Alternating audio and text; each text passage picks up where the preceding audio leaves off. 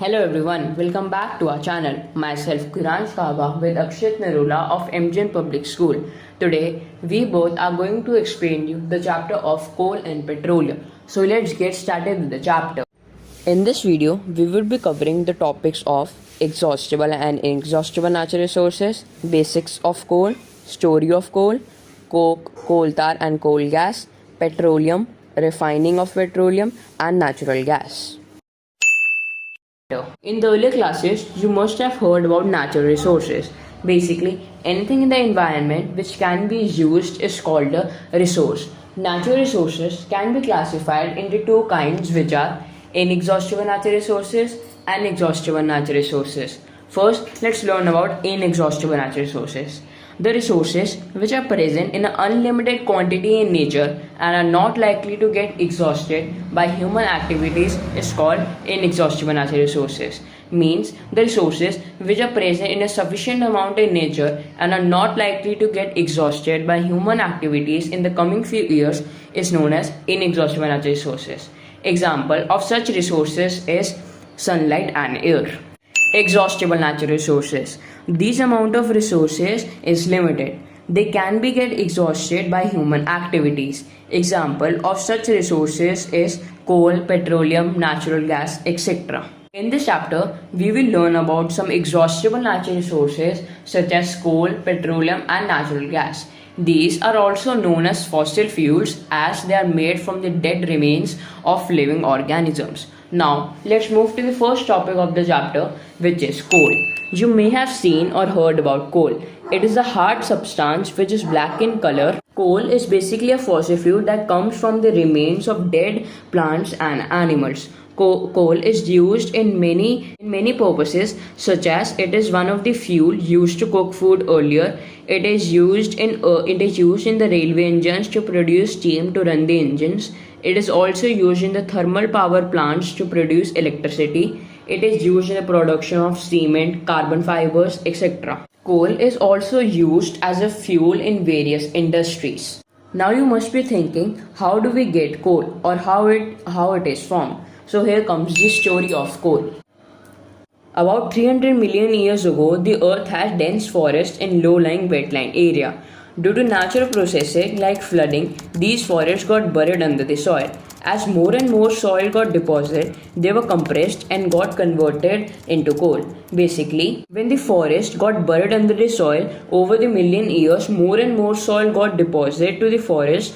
Because of this, the dead vegetation in the absence of water under high temperature and high pressure, they were converted into coal. This slow process of conversion of dead vegetation into coal is also known as carbonization.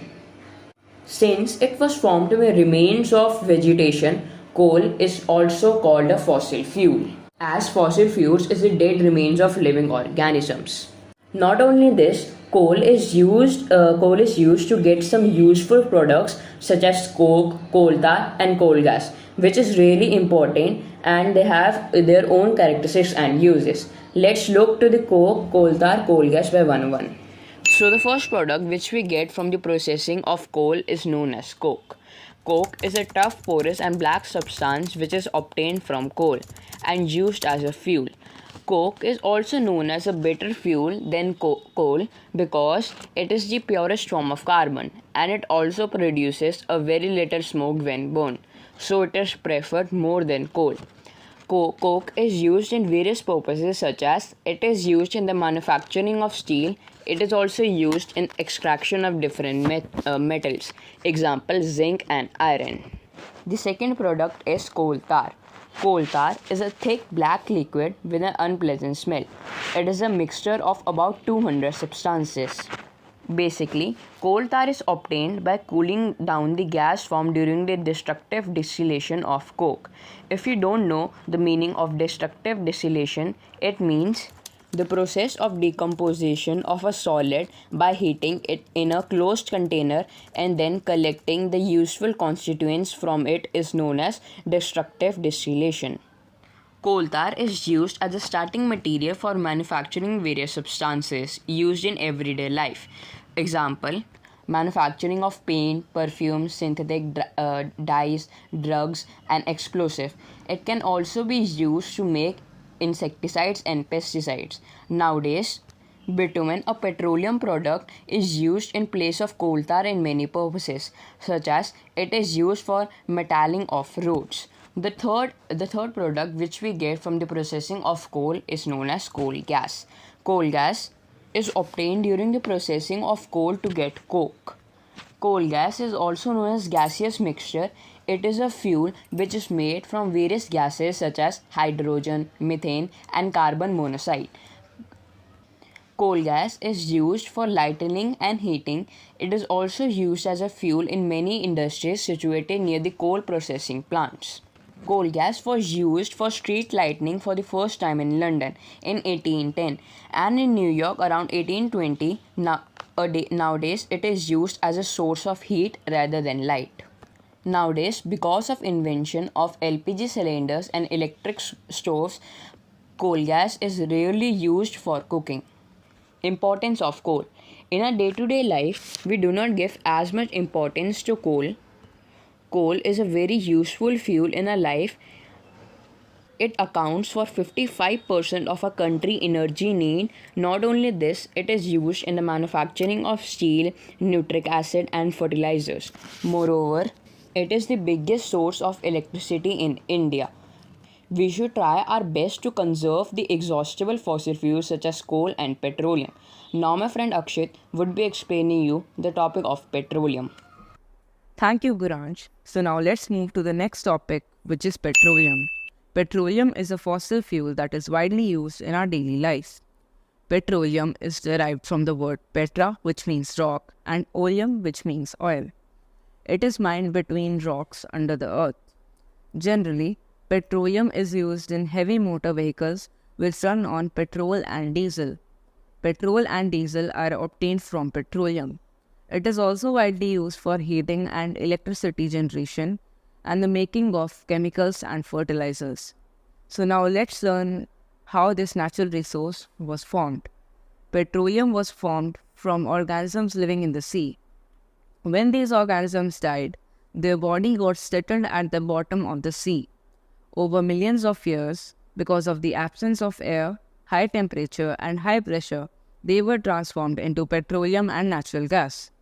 The organisms living in the sea helped to form petroleum and natural gas. Oil was drilled for the first time in Pennsylvania, USA in 1859. So I hope you understood the topic of petroleum. Now let's move to the next topic, refining of petroleum. Petroleum is a dark oily liquid. It is a mixture of various constituents such as petrol, diesel, gas, lubricating oil, and many others.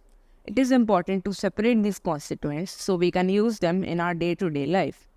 The process of separating various constituents of petroleum is known as refining. It is generally carried out in a petroleum refinery. The following table shows the uses of various constituents of petroleum. Many useful substances are obtained from petroleum and natural gas. They are termed as petrochemicals. Due to its great commercial property, petroleum is also known as black gold. So now let's move to the last topic of the chapter, which is natural gas. Natural gas is a mixture of rich gases like methane, nitrogen, and carbon dioxide. Natural gas is a very important fuel as it is very easy to transport through pipes.